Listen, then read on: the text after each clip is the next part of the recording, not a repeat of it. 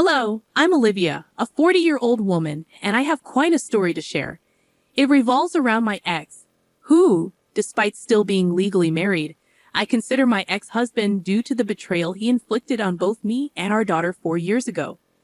Back then, when my daughter Kimberly was just 14, we faced financial struggles because my husband recklessly squandered our money.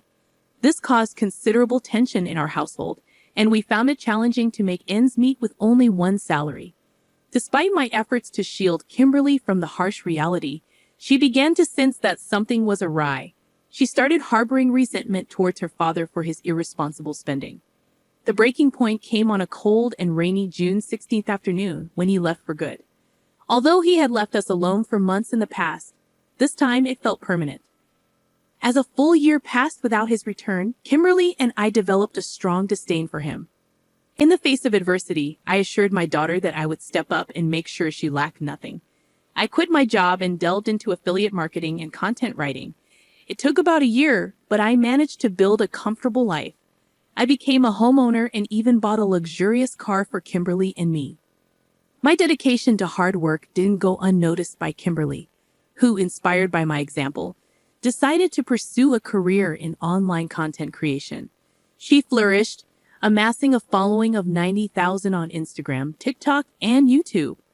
In this digital era, turning her lifestyle into a source of income turned out to be a rewarding endeavor. I am immensely proud of her. However, as is often the case in life, what rises must eventually fall. Sadly, we recently experienced the loss of Henry, my former father-in-law and Kimberly's grandpa. The news devastated us. Despite Ben leaving us years ago, we remained connected to his parents. They were good people who supported us through financial hardships and emotional turmoil. Henry, in particular, struggled deeply with Ben's actions. While the rest of us had given up hope, Henry clung to the belief that Ben would one day return with an explanation to mend our broken hearts. As absurd as it seemed, Henry's compassionate nature couldn't fathom any other outcome. Unfortunately, he never witnessed such closure. His passing, though after a long and fulfilling life, was undoubtedly hastened by the silence from his son. Kimberly and I attended the funeral, where we found solace in each other's embrace alongside Aria, Kimberly's grandma, and my ex-mother-in-law. Despite the somber atmosphere, something inexplicable occurred. It was as if the cemetery's ambience, combined with grief-stricken faces, played tricks on my mind. In that moment, amidst the sorrow, I could have sworn I saw a ghost, a sight too bewildering to comprehend. My eyes must have deceived me, for in the distance, I glimpsed the specter of a man who had been absent from our lives for 4 years, my husband. Whether fortuitous or unfortunate, the mystery lingers to this day. I couldn't deny it any longer. It wasn't a mere apparition. It was my husband. Yet he resembled a ghost, unnaturally gaunt, as if all the life had been drained from him. I attributed it to the shock of his father's death. Such harrowing news could make anyone a puerile. He approached the funeral, sending shockwaves through everyone. Kimberly erupted in screams and berated him for abandoning us years ago. Aria, his mother, sobbed even harder, questioning where everything went wrong. Meanwhile, I stood frozen, overwhelmed by a flood of emotions. It's clear your presence isn't wanted here. You don't get to show up randomly like this. Leave the same way you left 4 years ago. I hate you, and I don't want to see you here, Kimberly shouted. Oh my goodness, Ben, how could you have left all those years ago? Your father died of a broken heart, Aria pleaded. Let him stay. I unexpectedly intervened, surprising everyone, including Ben. After my initial shock wore off, I realized that this wasn't the time or place for a dramatic display of emotions. Despite my hatred, he had lost his father and he had the right to say goodbye. I conveyed this sentiment to everyone, and we agreed, at least for the time being, to remain civil out of respect for dear Henry. The funeral proceeded, and we reconvened at my home. Ben commented, "Nice place you got here." "Cut the crap, Ben. You can't just waltz in here like nothing happened. If you want to stay, tell us everything." "Absolutely everything. I won't let you taint this home with your negative energy. Olivia has worked too hard for it. You owe us an explanation, and you can start by stating your business. We all know you're not here just for Grandpa's funeral, I asserted. I'm here because of my father's funeral. He was my father, but I'm also here for another thing. I'm here to collect my inheritance, Ben stated, prompting me to physically restrain Kim before she launched another verbal assault. Heads turned, and murmurs filled the air as people sensed the brewing altercation. Fortunately, Arya managed to keep the crowd at bay while I led Ben and Kim to a quieter part of the house. I didn't mean to hurt you, my baby, Ben attempted to reconcile. Don't call me that. I'm not yours in any way. You forfeited that right when you left us to fend for ourselves without explanation. What kind of father does that? I tried to forgive you, but I can't, Kim retorted bitterly. Look, Kim Bolivia, I'm sorry about everything. I really am. But I desperately need the money. I'm in some hot water right now, and do you think we care about you and your problems? By the looks of it, you've fallen in with the wrong crowd. Are you doing drugs? I interjected. Ben hesitated, his pallor and sickly appearance suddenly making sense. At that moment, Arya joined us. Now that I've sorted everything out, Ben, can you please explain what happened? Your father waited for you all this time. He held on to hope that you would return one day with a good enough explanation to ease our doubts. So please tell me that you've come bearing some good news. I came here to get my inheritance money, Mom, Ben confessed. He's on drugs, Grandma. That's why he came here, to get his inheritance money so he can buy more drugs, Kim added bitterly. No, it's not like that at all. You were right about me hanging with the wrong crowd. Let's just say I was at the wrong place at the wrong time, and now I owe some people some money, Ben explained. How much are we talking about? Arya inquired. 50,000, Ben admitted. Whoa, that's quite a sum. So while Mom and I were struggling to keep warm and fed, you were messing around with shady people? Well, we won't help you with that.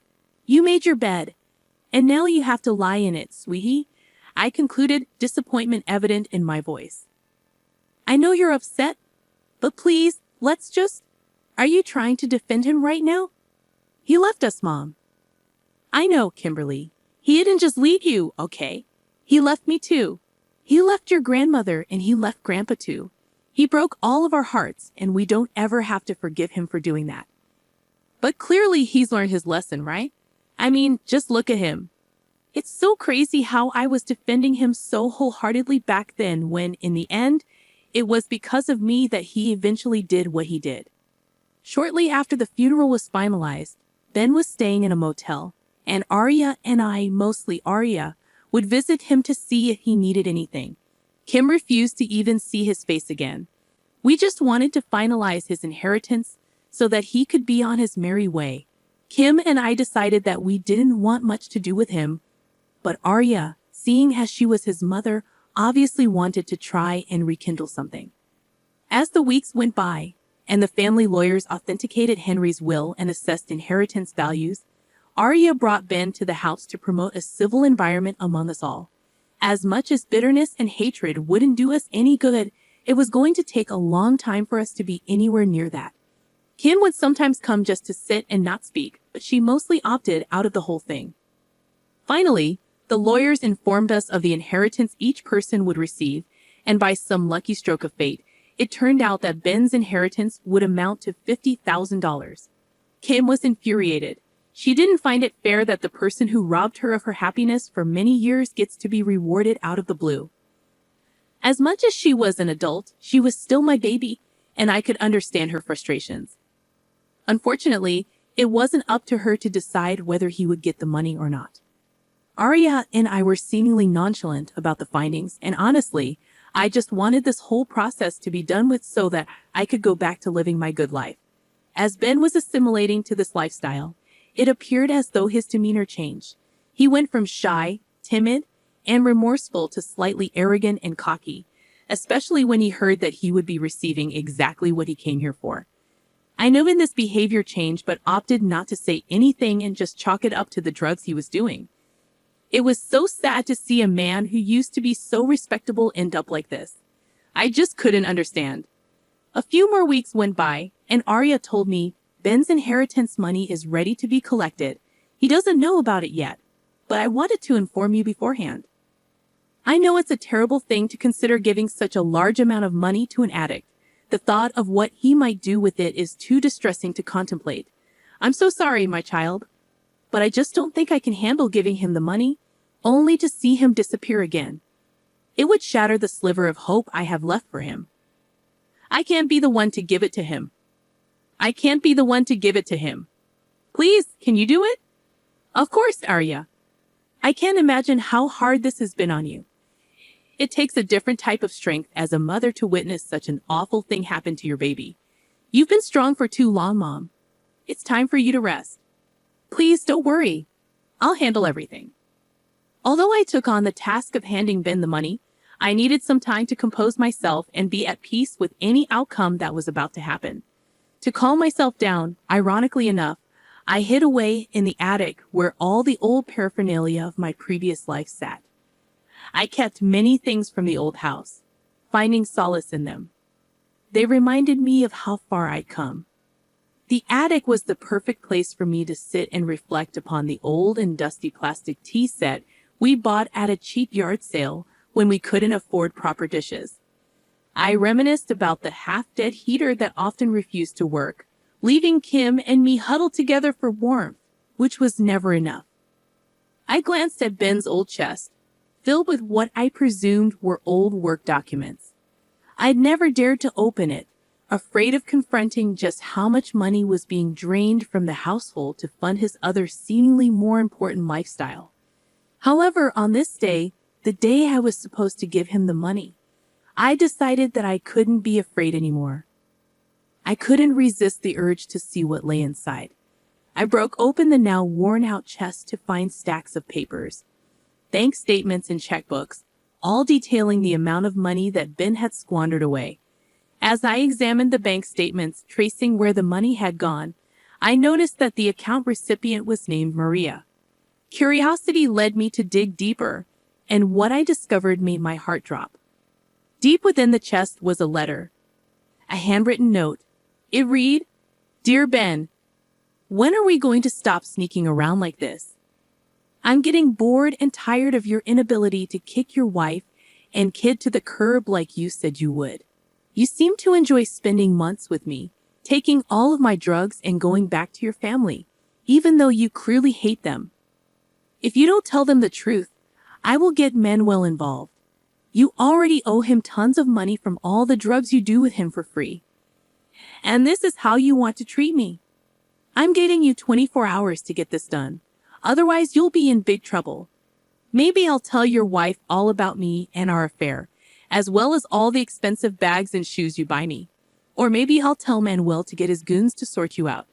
Maybe I'll do both. Who knows? All of this can be avoided if you just do what we agreed upon. Remember, 24 hours or your entire life is gonna come crashing down. Tick, tick, babe." C.O. Maria. Reading this letter almost made my heart explode in my chest. So Ben was having an affair before he left, and he had spent the money on his mistress. The thought made me want to vomit. This man had prioritized his party lifestyle while his wife and kid were at home, struggling to survive. It was unforgivable and utterly disgusting. This was the explanation I had been waiting for.